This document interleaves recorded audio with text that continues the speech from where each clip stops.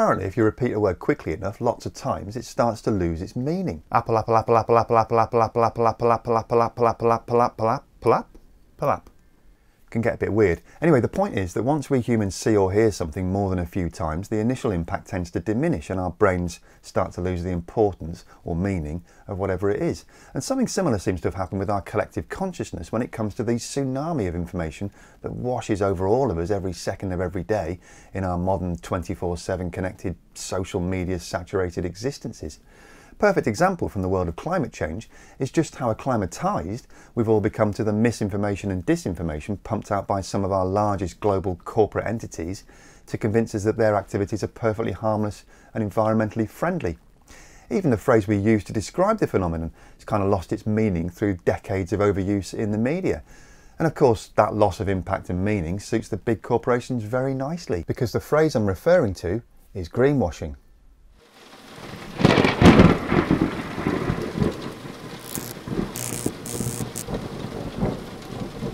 Hello and welcome to Just Have a Think. The phrase greenwashing was originally coined way back in the mid-80s by this guy, a New York environmentalist by the name of Jay Westerveld. As an undergraduate student on a research trip to Samoa, he popped over to Fiji to do a bit of surfing, you know, like you do. Over there at a hotel called the Beachcomber Resort, he read a card that said, "Save our planet. Every day, millions of gallons of water are used to wash towels that have only been used once. You make the choice. A towel on the rack means I will use again. A towel on the floor means please replace. Thank you for helping us conserve the Earth's vital resources." But Westerveld could see the irony of that statement in the context of a massive expansion program being undertaken by the Beachcomber, which was destroying big chunks of the local coastal ecosystem. He wrote about it in a term paper 3 years later in 1986 and used the phrase, "It all comes out in the greenwash." A classmate just happened to work for a New York literary magazine, you know, like you do, and he asked Westerveld to write this essay up for them. And thanks to the very large readership of that publication, other media outlets latched on to what they saw as a very catchy catchphrase. And before you knew it, the term greenwashing was being hurled at everyone from fossil fuel companies who suggested their oil drilling didn't disturb the grizzly bears in the winter, to bottled water producers who claimed their recycled plastic bottles were more eco-friendly, and cosmetics firms who coloured their shampoo bottles green and printed pretty pictures of flowers on the side. I'm not kidding about the grizzly bears, by the way. Here's the actual Chevron ad from the good old US of 1980s A. In a den high in Montana's Blackfeet country, a grizzly settles for a long winter's nap, unaware that down below, people with motors and machinery will explore for oil through deep winter. But before she wakes, the people will be gone. The explored land will be replanted so it will soon look as if no one had ever been there. Do people sometimes work through the winter so nature can have spring all to herself? People do. We got away with a lot of stuff back in the 80s, didn't we, eh? Brilliant. That particular masterpiece was part of Chevron's People Do campaign, which highlighted lots of environmental programs, like relatively inexpensive butterfly reserves, that they were involved with at the time. But scrutiny by critics revealed that most of those programs had actually been mandated by law, and that even while it was running the ads, Chevron was also violating the Clean Air Act, the Clean Water Act, and spilling oil into wildlife refuges. But back in the days of television monopolies and before we had collective communication tools like smartphones or the internet, these PR campaigns were an absolute winner, and so the ads just got bigger and bolder. Here's a classic from dear old DuPont announcing the fantastic news that they'd just launched a brand new double-hulled oil tanker. Recently, DuPont announced that its energy unit Conoco would pioneer the use of new double-hulled oil tankers in order to safeguard the environment.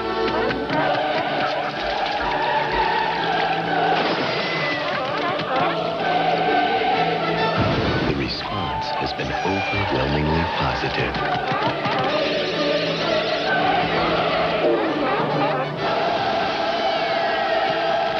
DuPont, better things for better living. By the early 90s, folks were becoming more aware of the importance of environmental issues, and it was slowly starting to dawn on us that we might just possibly have been getting hoodwinked by some of those clever greenwashing strategies. By the turn of this century, the word greenwashing had officially entered the English language when it got added to the Oxford English Dictionary. And by 2015, consumer research showed that 66% of us were prepared to pay more for environmentally sustainable products, with those trendy millennial types polling an even greener 72%. And that growing public awareness of stuff like, the truth, coupled with the rapidly reducing number of corporate hiding places thanks to the exceptional rise of the internet, represented a bit of a glitch for the PR bods at these big companies. So the general consensus among them was that the best thing to do was to hold their hands up and pretend to ask for our help. All right, it's a fair cop, Governor. We have been systematically destroying the environment for several decades. Very sorry about that. We don't really know what to do now, though. Can you help us to be better? Please? This new spirit of openness marketing strategy is the one we all now know as corporate outreach. Leading the way were behemoths like the Home Depot and Lowe's in the United States, who set up impressive customer-facing facilities at their stores to encourage people to recycle their plastic bags and batteries and light bulbs. While a bit further back in the aisles, they were still selling billions of dollars worth of environmentally damaging products like paints containing toxic ingredients. We do need to be a bit realistic, of course. We can all throw stones, and if you look hard enough, you'll always be able to find something to criticise, whether on a corporate level or on a personal level. In fact, throwing metaphorical stones at each other has, of course, become a pastime that now epitomises the darker face of the internet and social media.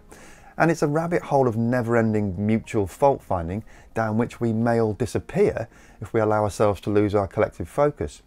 So if we're to believe the IPCC and the overwhelming consensus among climate scientists that we only have 11 years left to effect dramatic and revolutionary changes to the way we organise ourselves as a society, then it seems sensible that our collective focus should be concentrated on the areas most needing change, rather than picking pointless holes in each other.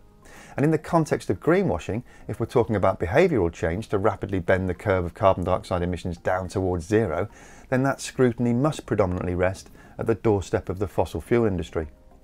Some oil companies, like Exxon for example, are at least honest enough not to pretend they're anything other than exploiters of natural carbon resources for the purpose of shareholder profits. They simply hold up their fat corporate middle finger to the world in as dignified a manner as possible and carry on with their work. But there are others, like Royal Dutch Shell and BP, who've been engaging in full-on public relations initiatives for several years in an effort to persuade us consumers that they understand the paradigm shift needed in our energy supply chains and that they're fully committed to playing a pivotal role in making it happen as quickly as possible.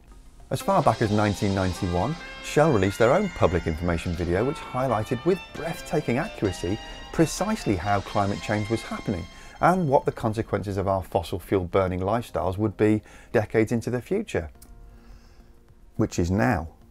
Shell went on to conclude from all that information that the best way we could all help them with their environmental objectives was by becoming much more efficient in the way we all use their fossil fuels. Technology apart, the costs of slowing global warming are potentially enormous.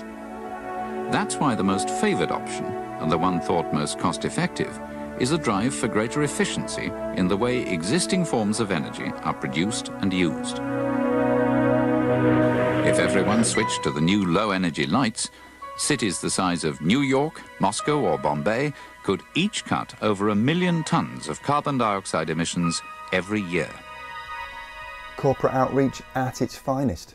Fast forward to April 2019 though, and an ostensibly much more environmentally responsible Shell announced a $300 million fund investing in natural ecosystems, mainly funding reforestation programs, which in their words will support the transition towards a low carbon future. Now that does sound like solid progress, doesn't it?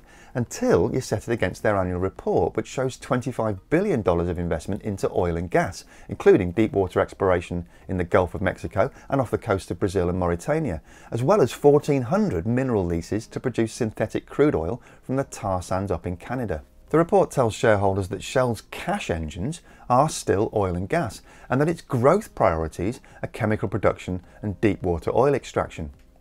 Here in the UK, as part of their commitment to a low-carbon future, BP have staked a claim as a key player in the transition from internal combustion engine vehicles to electric vehicles. In this recent press release, BP celebrate making what they say is amazing progress with the rollout of EV charging stations in the UK and Europe. They say they now have 7,000 BP ChargeMaster charging points and that they added another 16 installations in December 2019 and 27 in January 2020. Again, it all sounds like solid progress, doesn't it? until you set it against this 2019 analysis by Scottish Power that says in order to cope with the expected rise in the number of electric vehicles on our roads, we'll need 25 million new charge points in the UK alone by 2050. And now the UK government has brought the ban on sales of new fossil fuel powered cars forward by 5 years. That target date is more like 2040.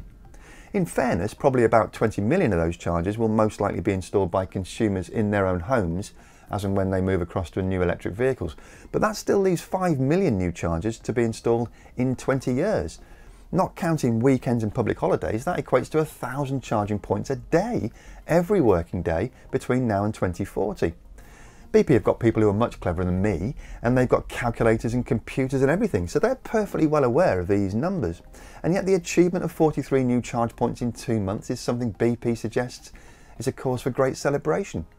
A person more cynical than me might even suggest that BP and Shell have deliberately inserted themselves into the energy transition process in order to drag their feet and slow things down wherever they possibly can.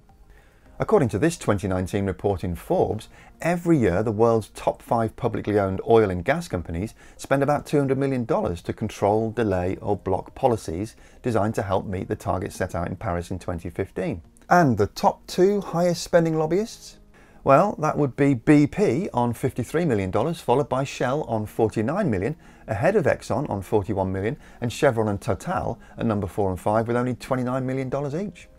The human beings running these companies are not demons, and they shouldn't be personally demonised, but they are 100% driven by their professional obligation to safeguard shareholder value, and they need to be called out on the contradictions that exist between their glossy PR and their real-world activities. Whether you regard these activities as greenwashing or not, the fact remains that continuing to explore for new drilling and mining opportunities in the face of the climate crisis we're now all fully engaged with just doesn't make any rational sense.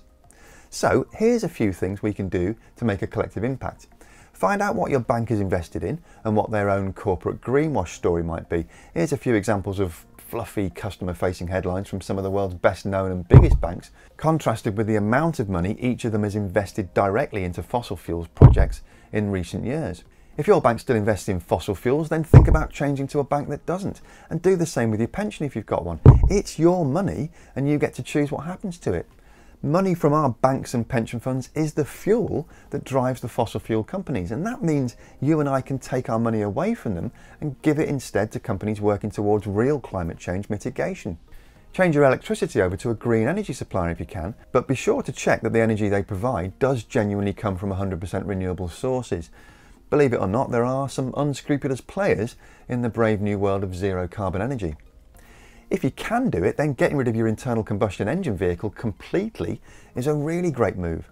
And if you do absolutely need a car, then next time you're in the market for a new one, or even a new second-hand one if you know what I mean, then have a good look at the electric vehicle market. You might be surprised by how much choice is available. And find out if your elected representative accepts donations from fossil fuel companies. If they do, get in touch with them and tell them that that's the reason why they won't be getting your support the next time they're up for an election. And last but not least, hook up with other people doing the same thing as you so you can all exchange ideas and best practice. There's loads of online organisations you can link up with where you'll get really helpful country-specific advice to help you make the best practical and financial decisions for you and your family and for the climate and environment. That's it for this week. A big thank you as always to the channel's supporters over at patreon.com who make these programmes possible, and a quick shout out to new Patreon members pledging $10 or more a month. They are Ken Johnson, Adi McGrath, Dorothy, Nick Nayans, Ulrich Hartmann, Andy Paglia, Tom McDonald, Jack Griffith, Arnaud Campion and Bruce Moore. And you can also get involved in supporting and influencing the channel through monthly content polls and Patreon forums by visiting www.patreon.com/justhavathink. And you can support the channel for free by hitting the like button and by subscribing, both of which apparently help persuade the YouTube algorithm to get our message to more and more people each week. Dead easy to do that. You just need to click down there somewhere or on that icon there. And don't forget to hit the little bell icon so you get notified about new content. As always, thanks very much for watching. No programme next week, we're having a 1 week break. So have a great couple of weeks and remember to just have a think. See you in a couple of weeks.